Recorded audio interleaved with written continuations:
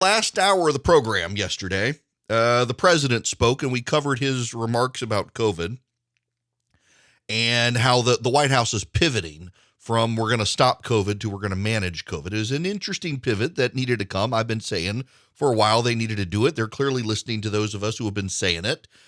Too little, too late at this point, I think. But I took phone calls from people afterwards, and one of the people who called in, he may be listening today, Franklin called. Don't need to play you all of Franklin's call. I just need to play you the beginning of Franklin's call to set up the problem that the Democrats have right now between their January 6th stuff to the filibuster fight to everything in between. The Democrats have a real problem, and Franklin, the caller yesterday, captured this. So here now, me talking to Franklin yesterday. All right, back to the phones. Franklin, you're going to be up next. Welcome to the program. Hey, how you doing, Mr. Eric? Great. How are you? I'm fine. Now, I called in when you were talking about inflation and the price of food and stuff like that, and you moved on to a new subject. I just had a quick question because I'm really confused. I'm not a rocket scientist, never said I was the smartest person in the class. But when Trump was president, we made more money. We brought more money home. Food was cheaper. Gas was cheaper. We literally, I myself, did so much better financially than I did when Obama was president or that I'm doing now when Biden's president. What is the Democrats' argument going to be come election time? I just don't get it. Well, I mean, Franklin, don't you understand that, I mean, if you vote Republican, you're voting for those insurrectionist, racist bigots who tried to storm the Capitol and create a coup. I mean, that's the best card they have. I understand that. I understand that. But, you know, be honest. I'm an African-American, okay? I live in Georgia, okay? I don't care if President Trump is a racist. Right. I don't care if he don't like Mexicans or black people. I made more money. My life was better. My family life was better, and they were safer living in Georgia. Yeah. So, yeah. You know, listen, I pointed this out, Franklin, the other day, and I'm still getting angry hate mail from progressives. I put out a tweet the other day, and I said, you people may be obsessed with January 6th, but your average American is obsessed with inflation, crime, and having a job. And they're still lighting me on fire for saying it, but it's true. But when Clinton was president and he cheated, you know, with Monica and he did his little thing, the first thing they said was, we don't care. He's a good president. What does that have? He's a horrible man, horrible husband, but a good president. Well, the same thing with Trump. He may be a racist. I don't care.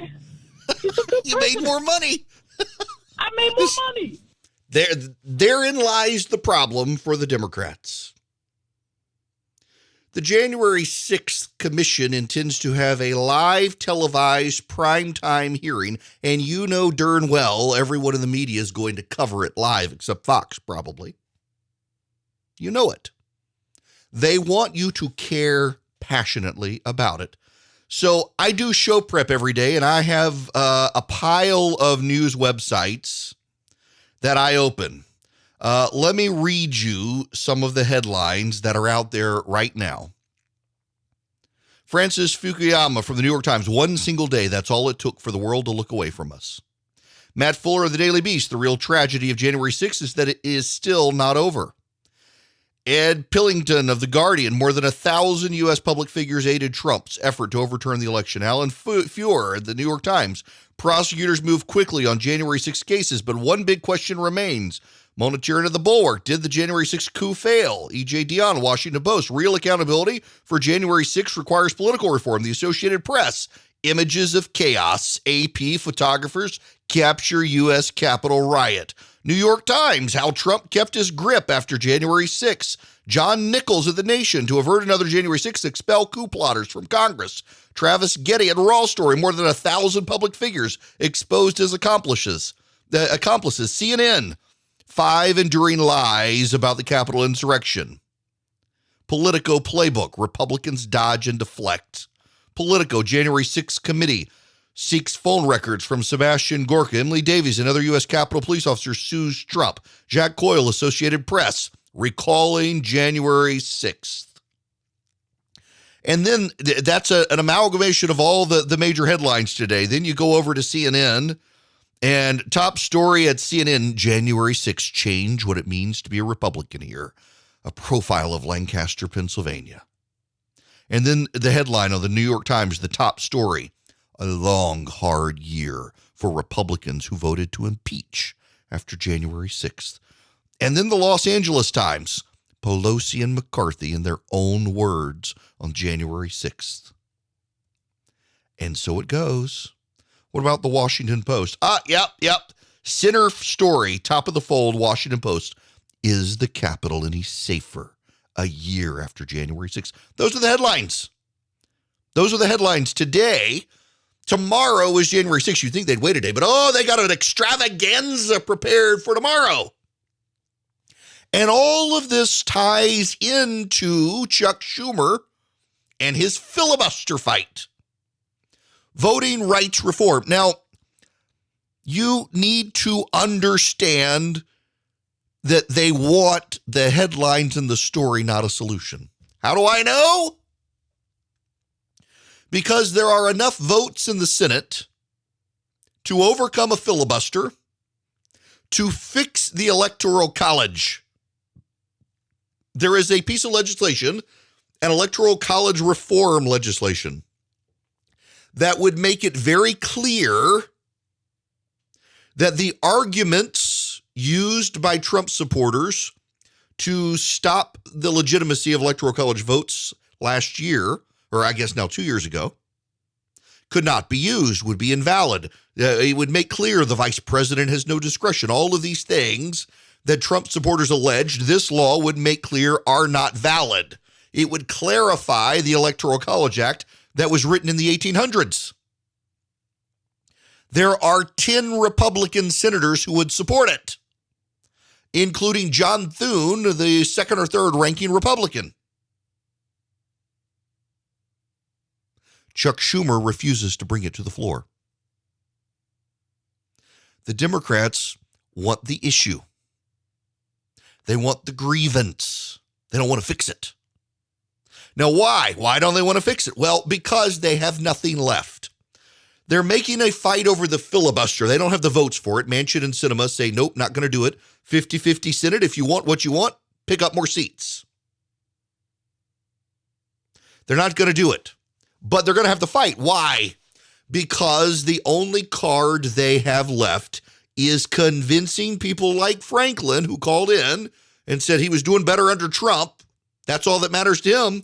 Got to convince him that he'd actually do worse now because they're secessionists, seditionists, insurrectionists, racist bigots. And it'll keep their side infuriated and hopefully turn them out in November. Remember, off-year elections tend to have lower turnout than presidential elections. So how do you overcome that, particularly when the side that controls the White House tends to be the side that stays home in the off year? You make them mad. You make them convinced the republic itself is at stake. You convince them if they don't go, the Republicans will set up an authoritarian regime and there will be no democracy left. That's what you do. That's what you've got to do. You got nothing left to play. But it's not going to work. The media cares greatly about January 6th. The Democrats, they feel like that's their only hand to play in this election, so they care about it.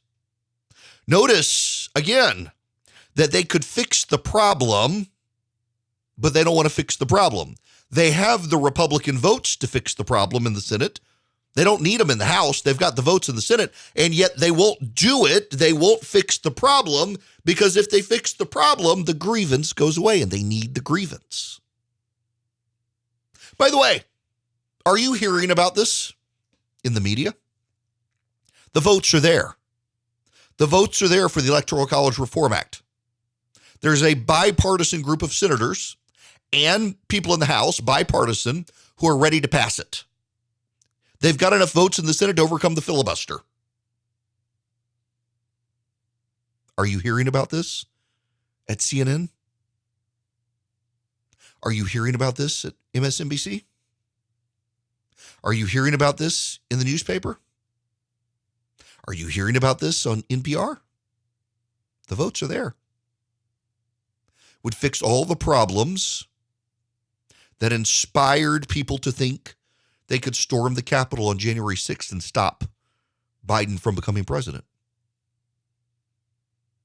But you're not hearing about it.